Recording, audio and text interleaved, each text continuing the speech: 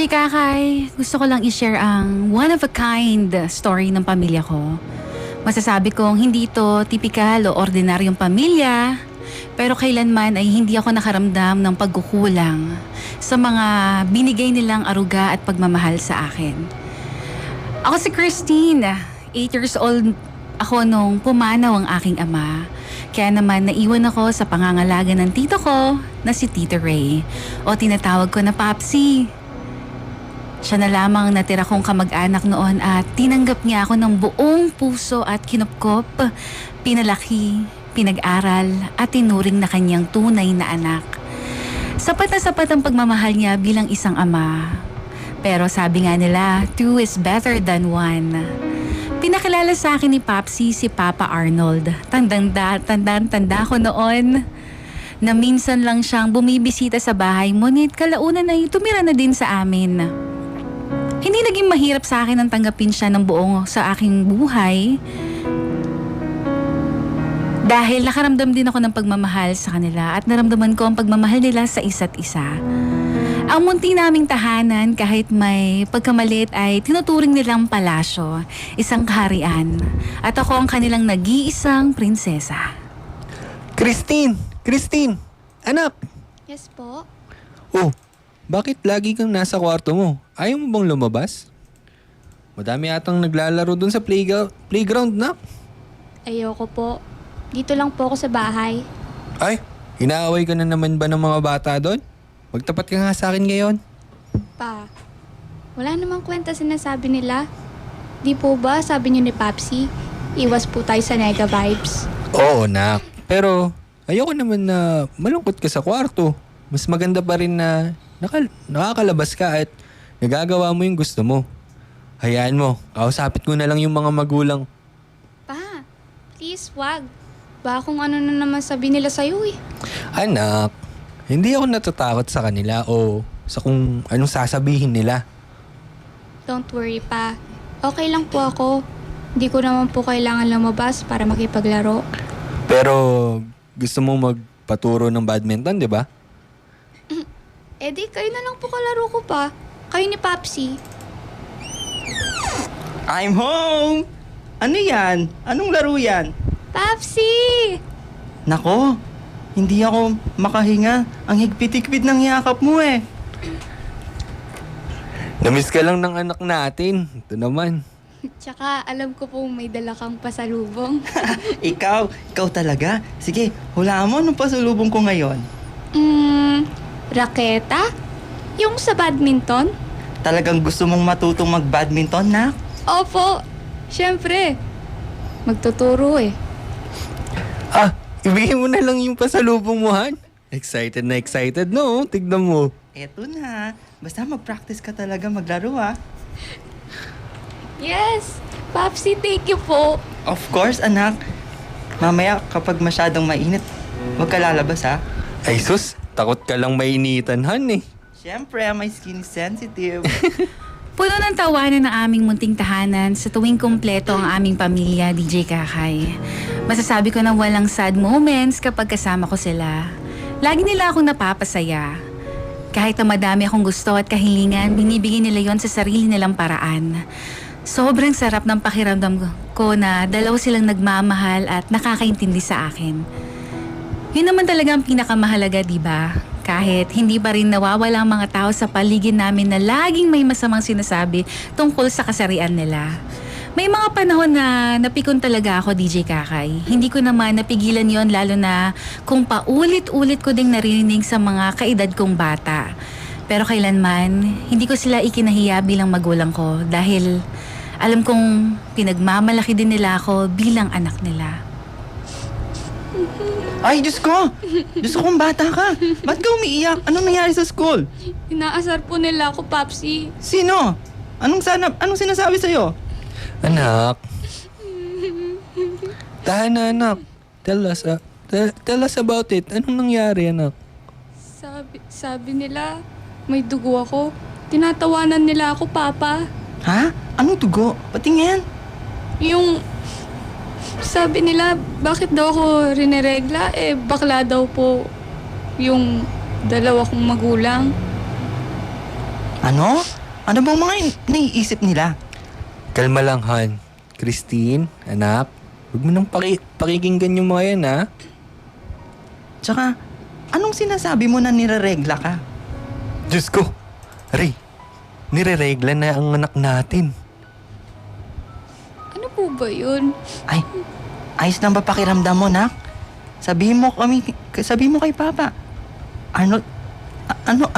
Tsaka, teka, Han, It's okay, Han. Oh, ako na lang bibili sa tindahan. Bakit po? Ano pong bibilhin mo, Papa? Mabilis lang ako. Saglit lang yun. Hintayin mo na lang si Papa, ha? bumili ka na rin ng chocolates. Sige. Chocolate? Hindi naman po ako honor student sa klasa. May chocolate ka agad ako? Oo, nak. Dahil big girl ka na, big girl na ang princess namin. Tanda ko, DJ Kakay, kung gaano sila nagpanik para lang ibili ako ng pads. Grabe ang pag-aalaga na binigay nila sa akin noong nalaman nila na nireregla na ako.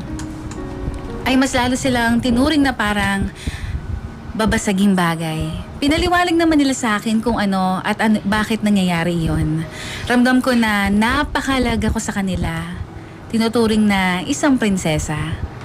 Pero kahit na gaano sila kabait at kaprotective sa akin sa bahay, may mga tao na grabe pa rin makahusga at makapanakit. Dahil sa nangyari ay lumipat ako sa ibang school. Mas gusto nila Papsi na i-enroll na ako sa isang pribadong paaralan.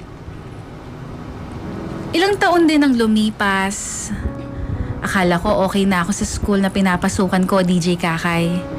Pero na third year high school na ako, nagkaroon kami ng bagong guro.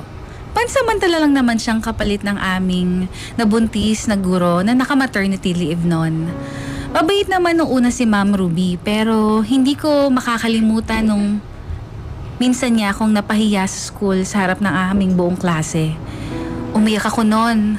Ang sama ng loob ko at ang sakit ng mga narinig kong salita galing sa kanya. Okay, class. Tell us about what you're most thankful for. Let's start with you, Miss Christine Lagman. Go, Christine! I would say I'm most thankful for my family, my Papsi and my Papa. Lagi silang nakasuporta tsaka nakagabay sa akin. Tsaka po, Papsi? Papa? What do you mean? I have 2 dads po, ma'am. Iha, teka. Pero sila ba ay magkarelasyon? Opo.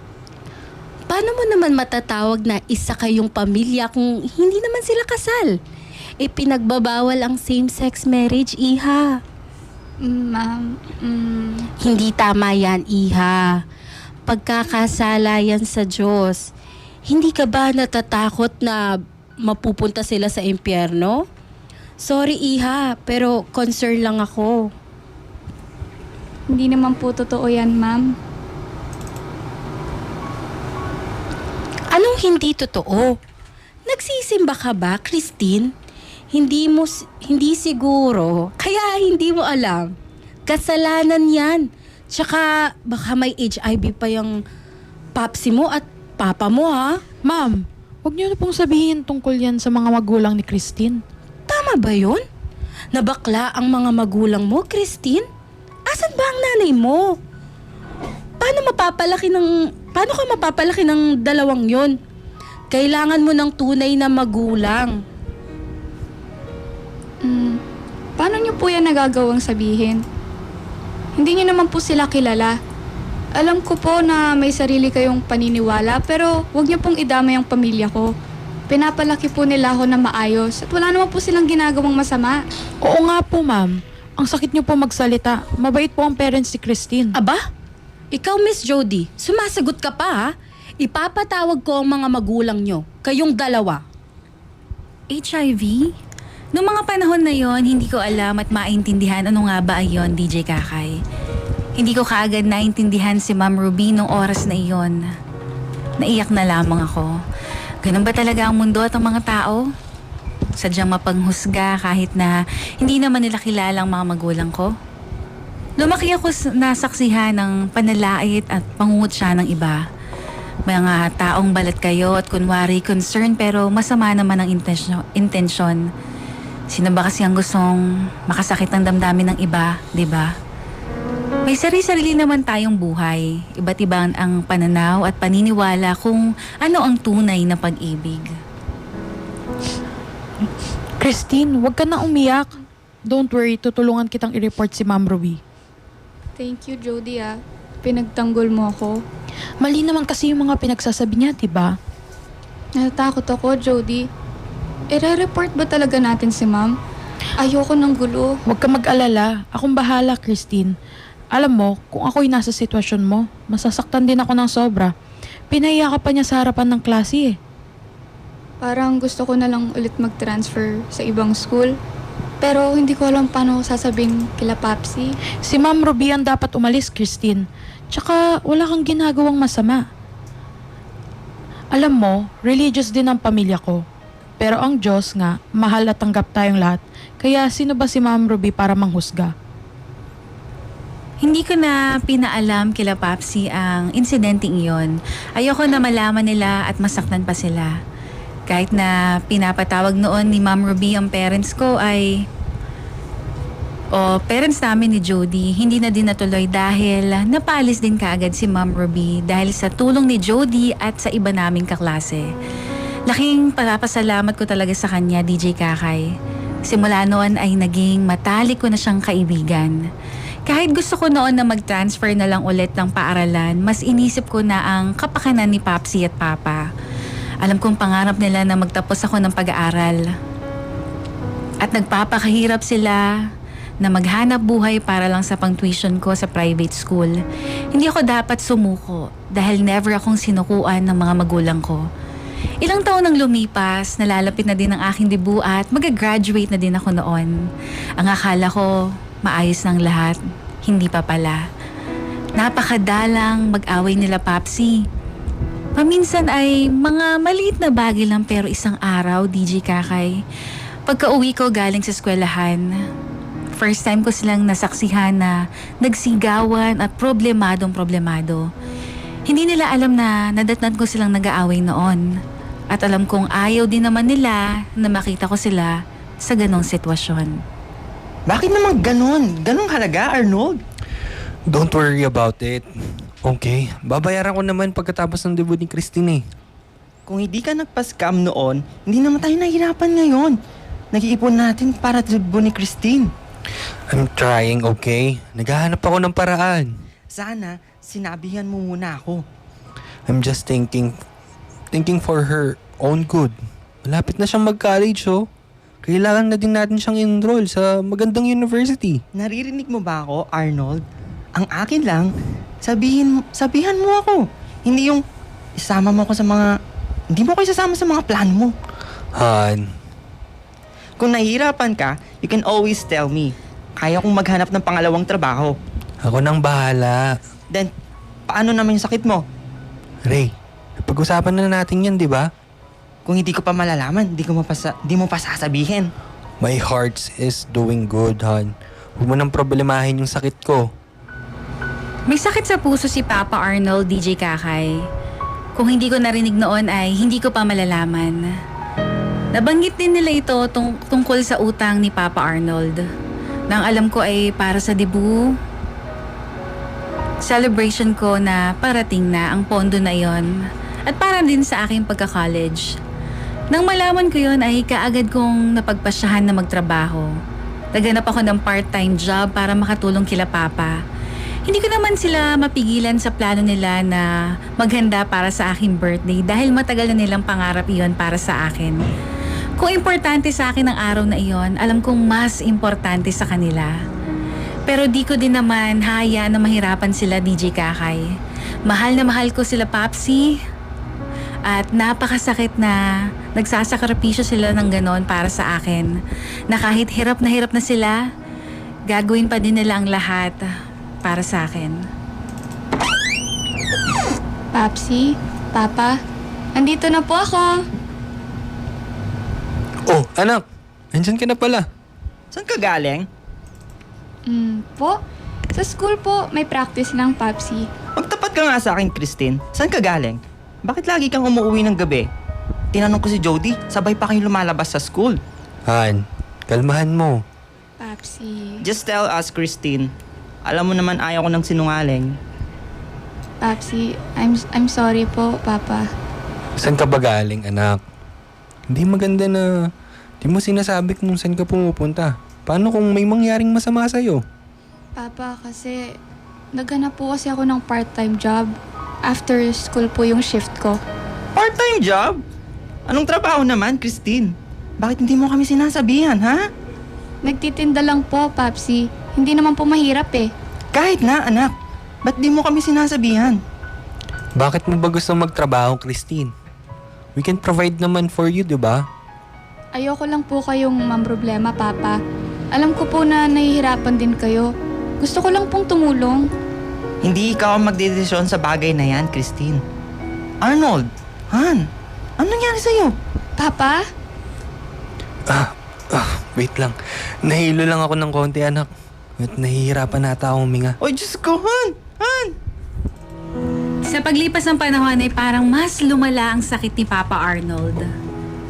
Lalo na kaming na problema at nangamba dahil sa kalagayan niya. Ipinagdadasal ko sa Panginoon na pagalingin na siya dahil nandito pa kami na pamilya niya na kailangan siya.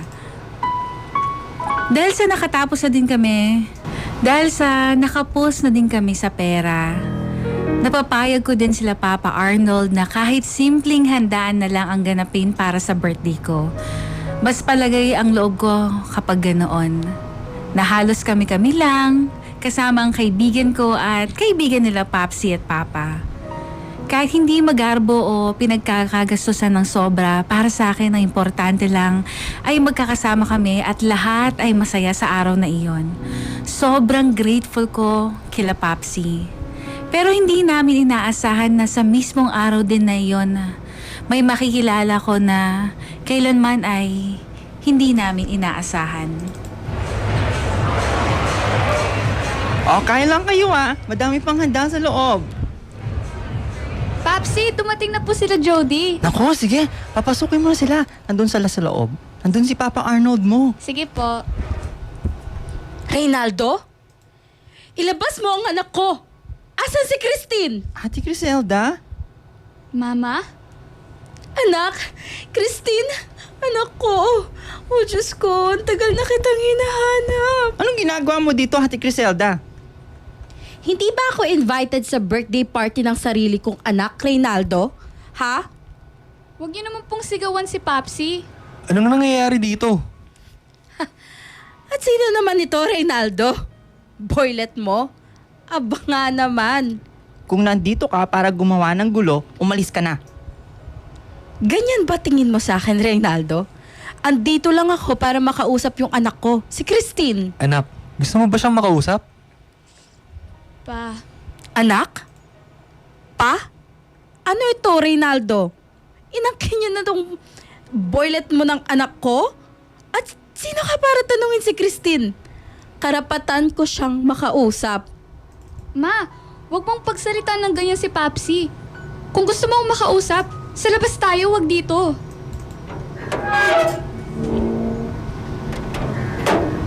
Ano po bang gusto mong pag-usapan, Ma? Miss na kita, Christine. Andito ako para sunduin ka. Ma, naririnig mo ba yung sarili mo? Sunduin ako? Oo, sumama ka sa akin, anak. Alam ko, Christine, na may ilang taon tayong hindi nagkasama. Pero nandito na ako. Isasama kita sa Amerika, anak. Susuportahan kita sa lahat ng gusto mo.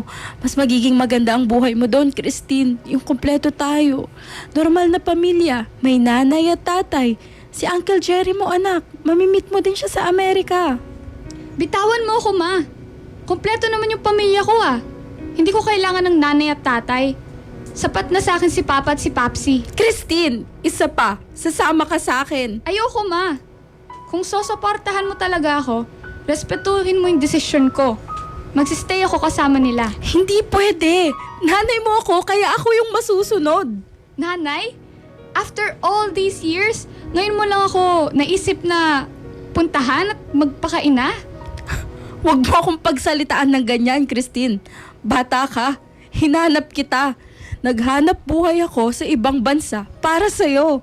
Pero iniwan mo kami. Akala mo ba makakalimutan ko lahat yon? Dahil sa'yo nagkasakit si Dada. Kung hindi mo lang kami iniwan at pinagpalit sa kung sino mang kano yun, Wala kang respeto. Ganyan ba tinuro sa'yo nila, Reynaldo? Ate Criselda, ba't sinampal mo yung anak ko? Wag na wag mong pagbubuhatan ng kamay si Christine. Anak ko si Christine Reynaldo. Wala kang karapatan. wag mong idamay dito sila Papsi, ma. Ikaw itong nagpakita lang after 10 years. Hindi ka ba nahihiya? Ano na lang sinasabi ng mga tao sa'yo? Na dalawang bakla magulang mo? Hindi. At proud ako doon. Ikaw dapat mahiya. Hindi pwede. Sasama ka sa akin. Uy, bitawan mo si Christine. Narinig mo naman, ate. Ayaw sumama sa'yo ni Christine, kaya umalis ka na lang. Mama mo ako, Christine. Kukunin kita sa ayaw at gusto mo. Matapos ang nangyaring panunugod ng biological mother ko, DJ Kakay, ay tila lahat kami ay nabahala. Ayoko mag-alala sila Papsi pero may mga gabi na hindi ako makatulog dahil sa pagbabanta ni Mama. Hindi ko man tunay na tatay si Papsi at Papa pero mas malapit sila sa puso ko.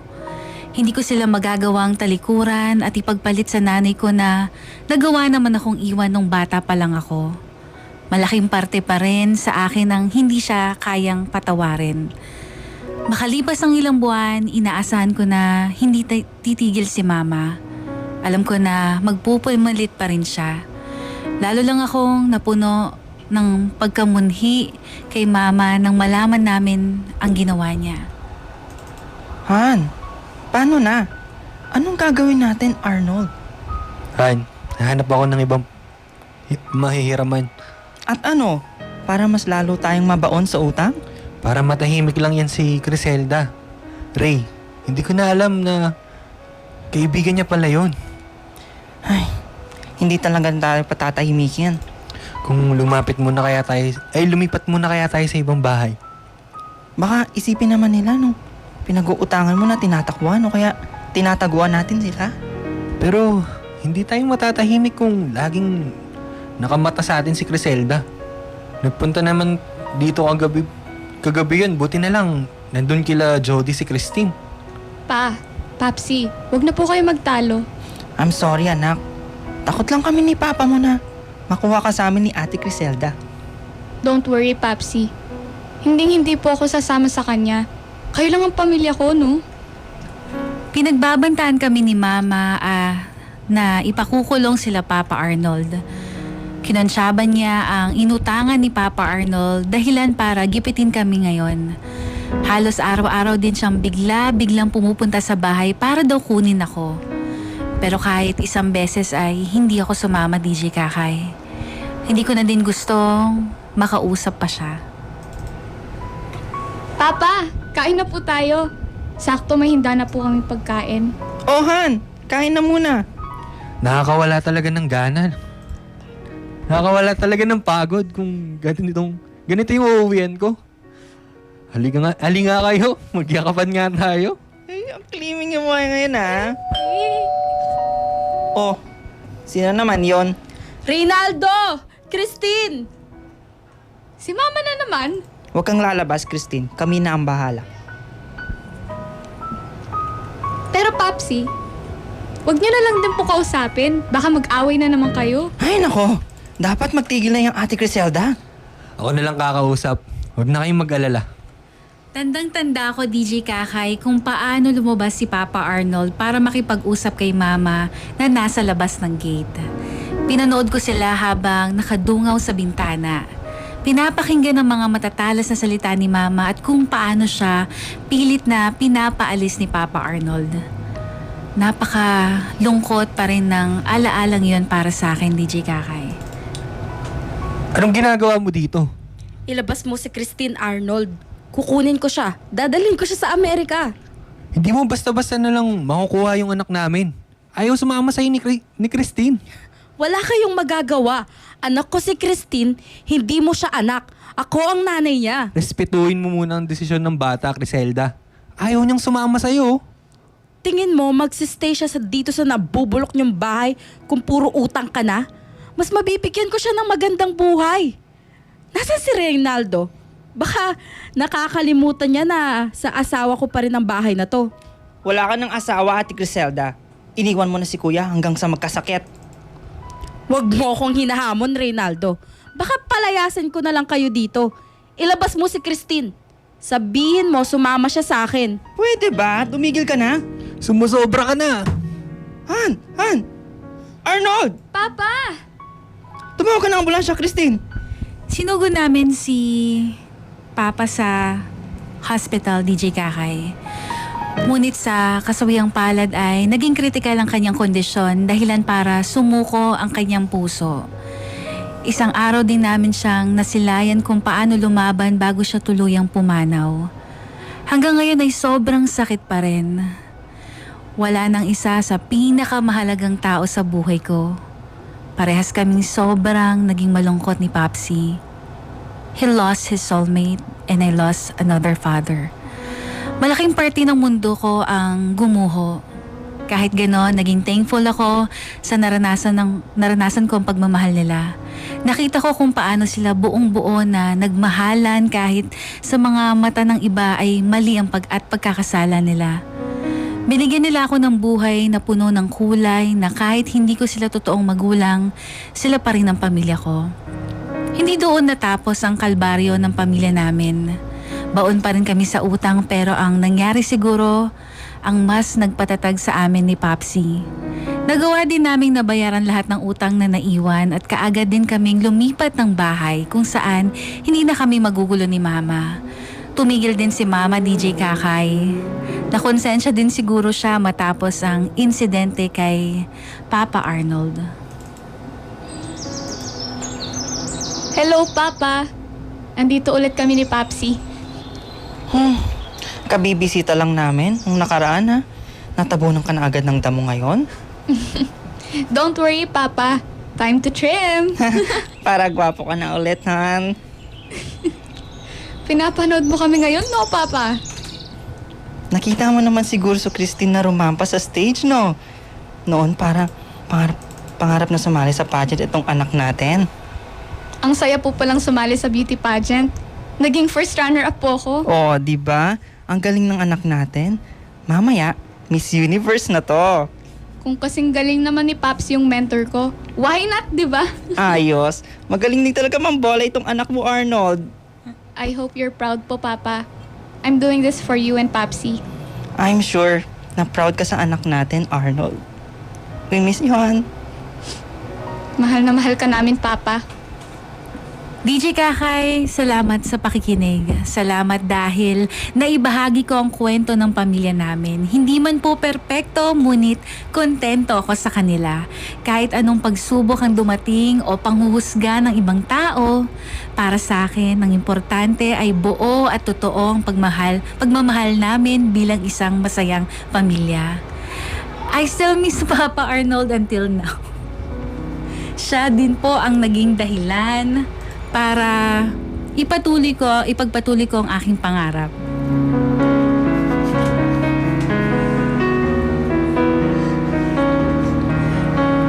Sumasali pa rin ako sa mga beauty pageant at bawat achievement ko sa buhay ay dedicated ko sa kanila ni Papsi. Ngayon po ay nag-aaral ako ng abogasya, DJ Kakay. Alam ko magastos, mahirap at may pagkamatagal pero desidido ako na makapagtapos. Pangarap ko po kasing makatulong sa iba lalo na sa kagaya nila Papsi na hanggang ngayon ay pinagkakaitan ng karapatan. Hindi pa dumadating sa akin pero hinihiling ko lang din na sana ay totoong pag-ibig ang maranasan ko. Kagaya ng pagmamahal nila Papsi at Papa sa isa't isa. Pag-ibig na walang kondisyon, na tapat at puno ng saya. Ito ulit si Christine at dito nagtatapos ang munting kwento ng aking pamilya. Ay, napakasarap magmahal. Hindi ba mga ka-vibes? Ano ang masasabi nga sa ating kwento ngayong araw na ito? Ayan, bakit ka umiyak? Ano ka, Vice Benny? Anong